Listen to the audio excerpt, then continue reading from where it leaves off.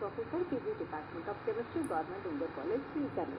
आज हम BSc part second thermodynamics first में जूल थॉमसन इफेक्ट के बारे में पढ़ेंगे। सर एडियाबेटिक कंडीशन या रुद्धोष्ण परिस्थिति में किसी गैस का उच्च दाब से निर्वात या वैक्यूम की ओर अथवा निम्न दाब की ओर किसी छोटे से छिद्र द्वारा प्रसार होने पर ताप कम हो जाता है, अर्थात शीतलन हो जाता है, कूलिंग होती है। इसके ताप में कमी या कूलिंग होती है, इसे जूल थॉमसन इफेक्ट कहा जाता है। हाइड्रोजन व हीलियम के अतिरिक्त अन्य सभी गैसों में यह प्रभाव दिखाई देता है और विभिन्न गैसों के द्रवण में इसी सिद्धांत का उपयोग किया जाता है।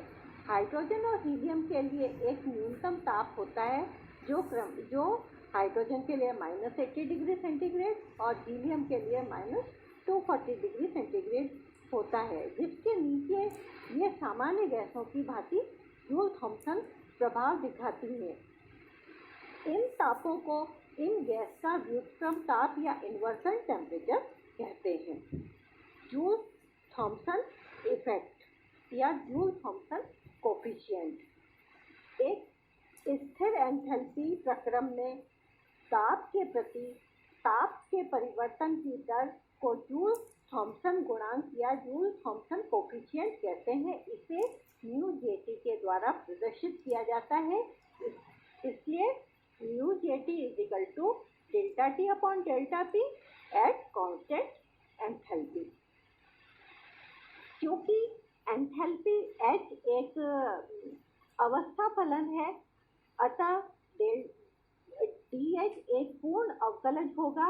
माना H ताप T व ताप P का फलन है, अर्थात H is function of pressure and temperature।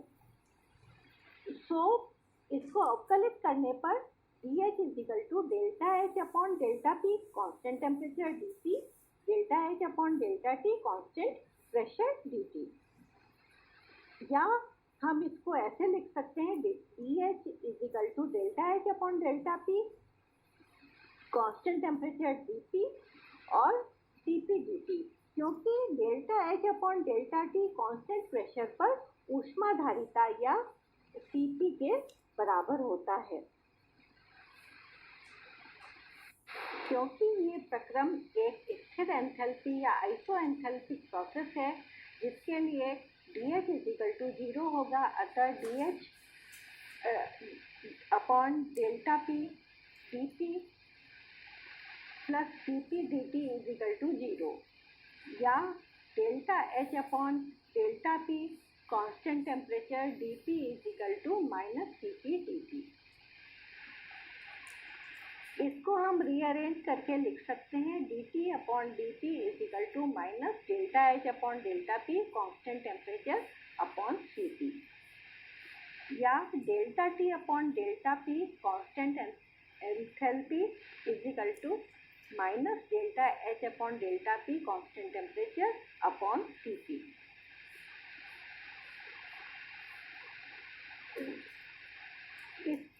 इस समीकरण और समीकरण 4 से हम ये डेराइव कर सकते हैं μJT = ΔH/ΔP constant temperature Cp या ΔH/ΔP constant temperature -Cp μJT, क्योंकि ΔT/ΔP कांस्टेंट एंथैल्पी जो है वो μJT के बराबर होती है। अतः यदि हम Cp व μJT को ज्ञात कर लें तो हमें ΔH/ΔP कांस्टेंट टेम्परेचर का मान इस समीकरण की सहायता से प्राप्त हो जाएगा। ताप के एक छोटे परास या शॉर्ट रेंज ऑफ प्रेशर में μJT के मान को स्थिर रखते हुए हम जो समीकरण ΔT/ΔP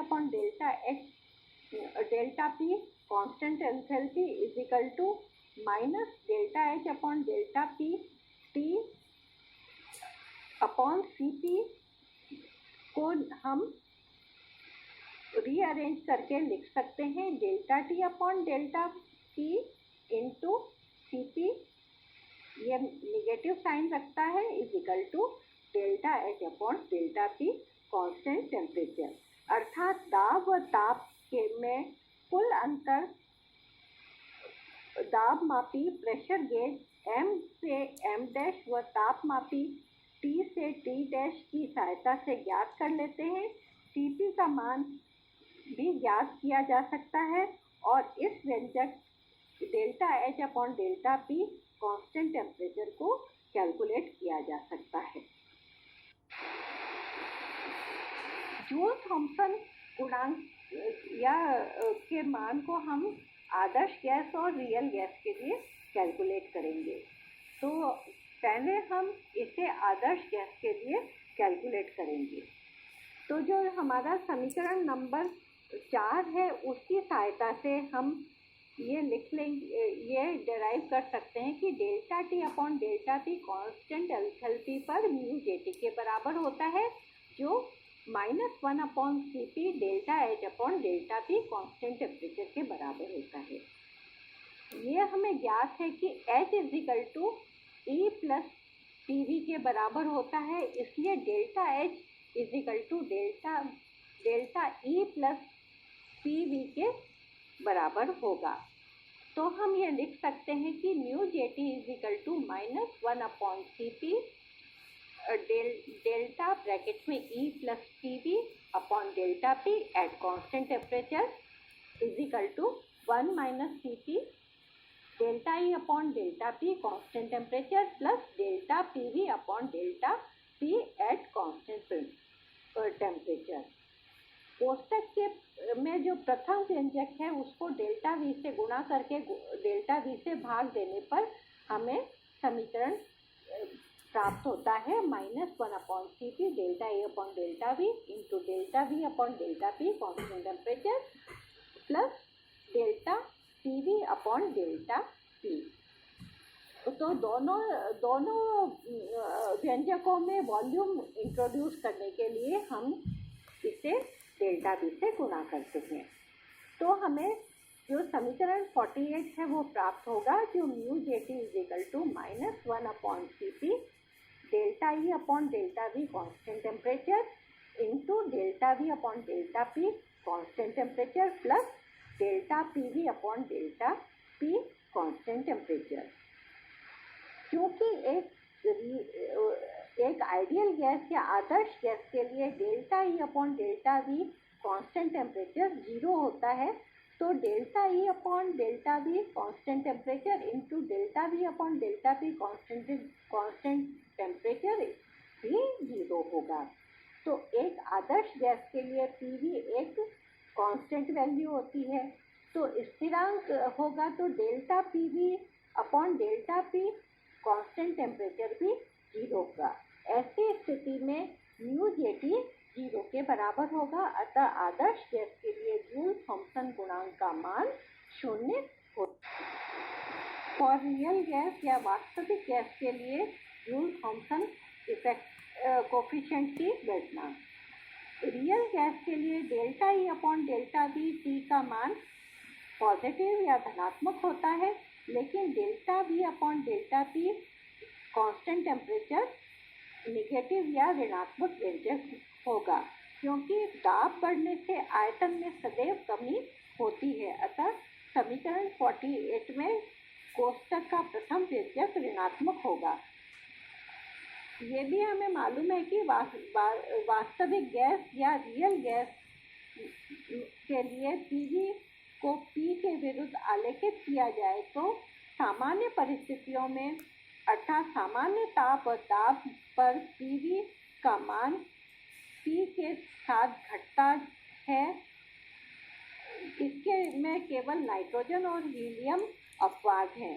अतः delta PV upon delta P constant temperature का मान ऋणात्मक होगा।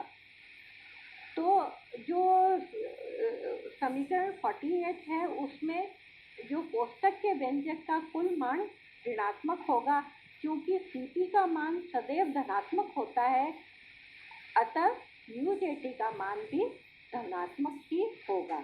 अतः समस्त रियल गैस के लिए दाब व ताप की सामान्य परिस्थिति में जूल थॉम्सन गुणांक का मान हमेशा पॉजिटिव या धनात्मक होगा। इन परिस्थितियों में यदि डेल्टा पी का मान ऋणात्मक है अर्थात दाब में कमी हो रही है, तो डेल्टा टी का मान भी ऋणात्मक होगा अर्थात तापमान में भी कमी आएगी। यही जूल थॉम्सन प्रभाव है कि गैस जब उच्च दाब से निम्न दाब की ओर विचलित होती है या एक्सपांड होती है तो शीतलन या कूलिंग होता है। जूल थॉम्सन कोफिशिएंट की कैलकुलेशन के लिए हम वैन डर वाल्स समीकरण की सहायता से इसकी कैलकुलेशन करते हैं। वैन डर वाल्स समीकरण P + A/B² B - B = RT होता है। इसको अगर हम सॉल्व करें तो PV - PB + A/B - AB/B² RT होगा। क्योंकि यहाँ पर A और B जो स्थिरांक का मान होता है वो बहुत कम होता है, अतः AB/B² को हम नेग्लेक्ट या उपेक्षित कर सकते हैं। उस स्थिति में हमें जो समीकरण मिलेगी वो PV - PB + A/B RT होगी। और PV RT होता है आइडियल गैस इक्वेशन के लिए, तो V RT/P के बराबर होगा। तो PV जो V है उसकी जगह हम RT लिख सकते हैं। तो PV RT - A/B + PB होगा और PV RT - AP/RT + PB होगा अगर हम P का मान RT/P रखते हैं, अथवा PV RT - A/P/RT + PB। समीकरण में दोनों ओर P का भाग अगर हम दे देते हैं तो हमें समीकरण प्राप्त होगा V RT/P - A/RT + P। समीकरण 49 है उसको हम स्थिर ताप के साथ अवकलित करें तो delta V upon delta T constant pressure R/P + A/RT² हमें प्राप्त होगा। समीकरण PV RT - AP/RT + PB को रीअरेंज करें तो हमें समीकरण प्राप्त होगी RT PV - P + AP/RT। इस समीकरण को दोनों तरफ P से अगर डिवाइड कर दें तो R/P V - P/T + A/RT²। इस समीकरण में R/P का मान हम ये ऊपर वाली समीकरण में रखें तो हमें प्राप्त होगा डेल्टा V/डेल्टा T constant pressure V - P/T + 2A/RT²।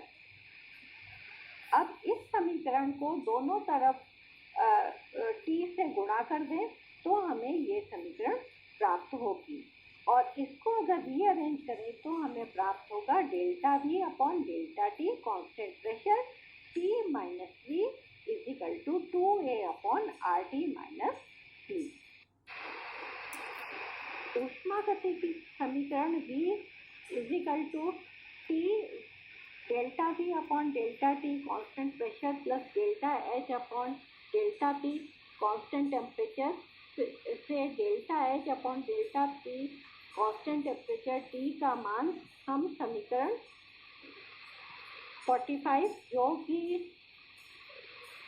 जो कि delta T upon delta P constant enthalpy is equal to minus delta H upon delta P T upon C P है। उसमें रखेंगे तो हमें समीकरण प्राप्त होगा delta T upon delta P constant enthalpy is equal to -1 upon C P V minus T delta V upon delta T constant pressure. इसे rearrange करेंगे तो हमें ये समीकरण प्राप्त होगी 1 upon C P T delta V upon delta T constant pressure minus V. इन दोनों समीकरण की तुलना करने पर हमें प्राप्त होगा delta T upon delta P constant enthalpy is equal to 1 upon C P 2a upon R T minus T. इस समीकरण से स्पष्ट है कि जूल थॉमसन इफेक्ट का गुणांक delta T upon delta P constant enthalpy या म्यू जे टी का मान 0 होगा यदि 2a अपॉन आर टी का मान b के बराबर हो जाए, और यदि 2a upon R T p से ज़्यादा है तो इसका मान धनात्मक हो जाएगा। यदि 2a अपॉन आर टी का मान p से कम है तो म्यू जे टी का मान ऋणात्मक हो जाएगा। इन्वर्जन टेम्परेचर या व्युत्क्रम ताप किसी गैस के लिए उस ताप को व्युत्क्रम ताप कहते हैं जिस पर जूल थॉमसन गुणांक का चिन्ह बदलता है। स्वाभाविक है ऐसा तभी होगा जब जूल थॉमसन गुणांक का मान 0 होगा।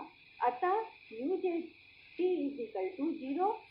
उस केस में 2a upon R T I is equal to B होगा या T I is equal to 2a upon R B.